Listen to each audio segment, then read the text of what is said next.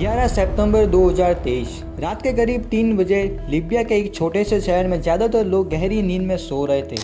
बाहर तेज बारिश जरूर हो रही थी, लेकिन किसी को अंदाजा नहीं था कि अगले कुछ ही मिनट्स में उनकी ज़िंदगी हमेशा के लिए बदलने वाली है। फिर अचानक पहाड़ों की तरफ से एक ऐसी गरज सुनाई दी जो किसी आम तूफान की आवाज़ नहीं थी। कुछ लोग नींद से जाग गए, कुछ लोग खिड़कियों तक पहुंच ही रहे थे और कुछ लोगों को समझने का मौका भी नहीं मिला कि ये हो क्या रहा है। कुछ ही पलों बाद पानी की एक विशाल दीवार पूरे शहर पर टूट पड़ी। घर एक एक करके बहने लगे, पुल टूट गया, सड़कें गायब हो गई, गाड़ियां खिलौनों की तरह पानी में तैर रही थी और हजारों लोग उसी पानी के साथ हमेशा के लिए गायब हो गए। लेकिन सबसे बड़ा सवाल ये है, क्या ये सिर्फ एक नेचुरल डिजास्टर था या फिर उस तबाही की असली शुरुआत उस रात नहीं बल्कि लगभग 50 साल पहले हो चुकी थी? क्योंकि जब हम इस कहानी की तह तक पहुंचते हैं तो पता चलता है कि इस डिजास्टर की जिम्मेदारी सिर्फ एक तूफान नहीं था, इसके पीछे इंजीनियरिंग की गलतियां थी, सालों तक इग्नोर की गई वार्निंग्स थी, पॉलिटिकल इंस्टेबिलिटी थी और कुछ ऐसे फैसले थे जिन्हें अगर समय पर बदल दिया जाता तो शायद हजारों लोग आज भी जिंदा होते। यह है डन्ना डैम कोलैप्स की पूरी कहानी। नॉर्थ अफ्रीका में मेडिटेरेनियन सी के किनारे एक देश है लिबिया। इस देश की पूर्वी हिस्से में एक शहर है डन्ना। आज दुनिया डन्ना को एक डिजास्टर की वजह से जानती है, लेकिन कभी यह शहर अपनी खूबसूरत लोकेशन, समुद्री किनारे और पहाड़ियों के बीच बसी हुई बस्ती के लिए मशहूर था। लेकिन इसी खूबसूरती के अंदर एक बहुत बड़ा खतरा छुपा हुआ था। डन्ना के बिल्कुल ऊपर पहाड़ों के बीच एक घाटी है जिसे वादी डन्ना के नाम से कहा जाता है। साल भर यह घाटी लगभग सूखी रहती थी, लेकिन जैसे ही पहाड़ों में तेज बारिश होती, सारा पानी इसी घाटी में इकट्ठा होकर सीधा डन्ना की तरफ दौड़ पड़ता। यानी डन्ना एक ऐसी छोटी सी जगह पर बसा हुआ था जहां प्रकृति की एक छोटी सी गलती भी बहुत बड़े डिजास्टर में बदल सकती थी, और ऐसे पहले भी हो चुका था। 1959 में डन्ना में एक भयंकर बाढ़ आई। तेज बहाव ने घरों को नुकसान पहुंचाया और कई लोगों की जान चली गई। इस ट्रेजेडी ने एक बात साफ कर दी, अगर भविष्य में डन्ना को बचाना है तो इस पानी को शहर तक पहुंचने से पहले ही रोकना होगा। इसी सोच के साथ लीबिया की सरकार ने एक बड़ा इंजीनियरिंग प्रोजेक्ट शुरू किया। एक नहीं बल्कि 2 बड़े डैम्स बनाने के लिए फैसला लिया गया। उस वक्त किसी ने नहीं सोचा था कि जिन डैम्स को लोगों की जान बचाने के लिए बनाया जा रहा था, एक दिन वही डैम्स हजारों लोगों की मौत की वजह बन जाएगी। 1970 के दशक में यूगोस्लाविया की इंजीनियरिंग कंपनी हिद्रोतेहनिका को डन्ना के लिए 2 डैम्स बनाने की जिम्मेदारी दी गई। सबसे ऊपर बनाया गया अबू मंसूर डैम। इसका काम था पहाड़ों से आने वाले ज्यादातर पानी को वही रोक देना, और उससे नीचे बनाया गया अल बिलाद डैम। ये दूसरी सुरक्षा लाइन थी। अगर किसी वजह से पहला डैम अपनी कैपेसिटी से ज्यादा भर जाए तो बचा हुआ पानी दूसरे डैम संभाल लेगा। कागज पर यह सिस्टम काफी मजबूत लग रहा था।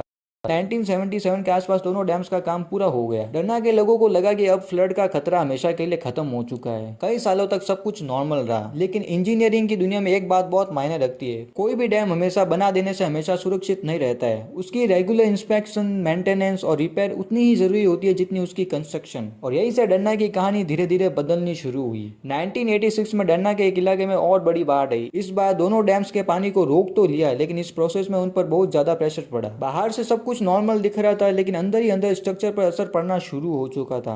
यह असर तुरंत नजर नहीं आया, लेकिन अगले कुछ सालों में इंजीनियर्स को कुछ ऐसे संकेत मिलने लगे जिन्हें इग्नोर करना काफी बहुत महंगा पड़ सकता था। और अफसोस की बात है, यह बिल्कुल वही हुआ। 1986 की बाढ़ के बाद डैम्स पर पड़ा प्रेशर धीरे धीरे अपना असर दिखाने लगा। शुरुआत में ये चेंजेस बहुत छोटे थे, इसी वजह से आम लोगों को कुछ भी अलग नजर नहीं आया, लेकिन इंजीनियर्स के लिए एक वार्निंग थी। 1998 में पहली बार एक्सपर्ट्स ने इंस्पेक्शन के बाद बताया कि दोनों डैम्स में दरारें आ गई है। कुछ जगहों पर कंक्रीट कमजोर पड़ रहा था और कुछ रिपोर्ट्स में क्रैक्स बहुत ज्यादा बताए गए। ये ऐसा इशू नहीं था जो अगले दिन डैम गिरा देता, लेकिन अगर इसे इग्नोर किया जाए तो आने वाले सालों में ये एक बहुत बड़ी प्रॉब्लम बन सकता था। इसी वजह से इंजीनियर्स ने रिकमेंडेशन दी कि डैम्स को प्रॉपर मेंटेनेंस की जाए, रिपेयर का काम जल्द से जल्द शुरू किया जाए और रेगुलर इंस्पेक्शन कंटिन्यू रखी जाए। ये एक सिंपल इंजीनियरिंग एडवाइस थी, लेकिन अफसोस ये एडवाइस फाइल से बाहर कभी निकल ही नहीं पाई। 1998 के बाद भी कई टेक्निकल रिपोर्ट्स तैयार की गई। 2000 के दशक में यह बार बार बताया गया कि डैम्स को मेंटेनेंस की जरूरत है। एक्सपर्ट्स लगातार एक ही बात दोहरा रहे थे, आज नहीं तो कल ये प्रॉब्लम्स और बड़ी होगी। टाइम बीतता गया और डैम्स धीरे धीरे और पुराने होते गए। पैसा भी मिला, लेकिन काम नहीं हुआ। 2007 के बाद लीबिया की गवर्नमेंट ने डैम्स के रिपेयर के लिए बजट इंप्रूव किया। बाद में एक तुर्किश कंपनी को मेंटेनेंस प्रोजेक्ट दिया गया, लेकिन काम एक्सपेक्टेड स्पीड से कभी आगे नहीं बढ़ा। फिर लीबिया की पॉलिटिक्स ने सब कुछ बदल दिया। 2011 यह सिर्फ लीबिया के लिए नहीं बल्कि डन्ना के फ्यूचर के लिए भी बड़ी टर्निंग पॉइंट था। अरब स्प्रिंग के दौरान लीबिया में एक सिविल वॉर शुरू हो गई, कई शहरों में लड़ाई छिड़ गई, गवर्नमेंट टूट गई, देश अलग अलग ग्रुप्स में बढ़ गया। ऐसी सिचुएशन में हॉस्पिटल्स, रोड्स, इलेक्ट्रिसिटी और सिक्योरिटी तक को संभालना मुश्किल हो गया था। तो सोचे पहाड़ों के बीच बने 2 डैम्स किसकी प्रायोरिटी होते। मेंटेनेंस का काम लगभग रुक गया, इंस्पेक्शन भी पहले जैसी नहीं रही और जिन रिपोर्ट्स में डेंजर लिखा था वो धीरे धीरे धूल खाने लगी। हर गुजरते साल के साथ एक रिस्क बढ़ता जा रहा था, लेकिन किसी को ये अंदाजा नहीं था कि काउंटडाउन शुरू हो चुका है। आखिरी वार्निंग 2022 में अमल अल मुख्तार यूनिवर्सिटी के प्रोफेसर अब्दुल वानिश अशूर ने एक रिसर्च पब्लिश की।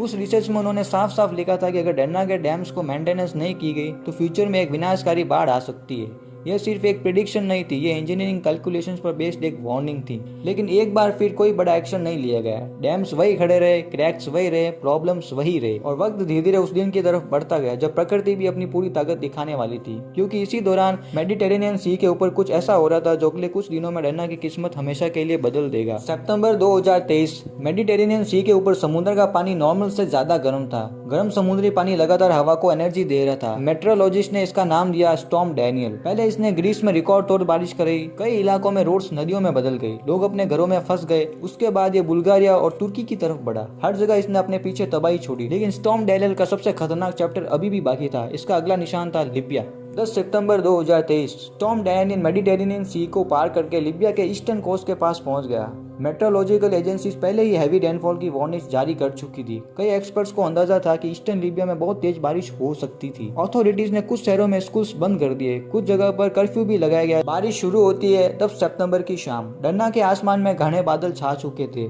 तेज हवा चल रही थी, लोगों के लिए एक स्टॉर्म था। हाँ, बारिश तेज थी, लेकिन किसी को यह नहीं पता था कि पहाड़ों के ऊपर क्या हो रहा है। हर मिनट के साथ वाडी डन्ना के ऊपर के इलाकों में पानी जमा होता जा रहा था। पहाड़ों की हर जगह से बहने वाला पानी एक ही जगह पर मिल रहा था और वो जगह थी अबू मंसूर डैम। रात बढ़ती गई, बारिश और तेज होती गई, डैम के पीछे पानी का लेवल लगातार बढ़ने लगा। शुरुआत में ये सब कंट्रोल में लग रहा था, लेकिन कुछ ही घंटों के बाद सिचुएशन बदलनी शुरू हो गई।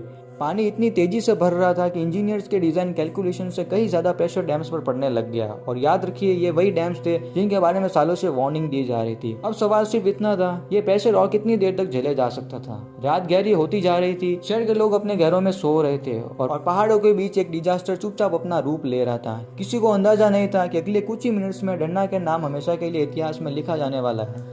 वादी डन्ना घाटी के पूरे इलाके से आने वाला पानी अबू मंसूर डैम के रिजर्वर में जमा हो रहा था। हर गुजरते मिनट के साथ प्रेशर बढ़ रहा था। ये वही डैम था जिसके बारे में सालों से एक्सपर्ट्स वार्निंग देते आ रहे थे और अब उसकी असली प्रतीक्षा शुरू हो चुकी थी। शुरुआत में डैम ने पानी को रोकने की पूरी कोशिश की, लेकिन बारिश रुकने का नाम ही नहीं ले रही थी। डैम पूरा भर चुका था, पानी का लेवल लगातार बढ़ता जा रहा था और फिर वही हुआ जिसका सालों से डर था। पहला डैम फेल हो गया। रात के अंधेरे में अबू मंसूर डैम अपनी हद तक पहुंच चुका था। तेज प्रेशर और पहले से मौजूद स्ट्रक्चरल कमजोरियां मिलकर उसके लिए बहुत भारी पड़ गई। आखिरकार डैम फेल हो गया। एक ही पल में उसके पीछे जमा लाखों नहीं बल्कि करोड़ों घन मीटर पानी ने नीचे की तरफ दौड़ लगा दी। लेकिन तबाही अभी शुरू हुई थी, क्योंकि इस पूरे बहाव के रास्ते में एक और डैम था, अल बिलाद डैम। अल बिलाद डैम पहले ही बारिश का पानी रोक रहा था और अब ऊपर से एक बहुत बड़ा फ्लड वेव उसकी तरफ बढ़ रहा था। कुछ ही पलों में उस पर इतना प्रेशर पड़ा कि वो भी ज्यादा देर तक टिक नहीं सका। जैसे ही अल बिलाद डैम फेल हुआ, डरना शहर और पानी के बीच बची आखिरी दीवार भी टूट गई।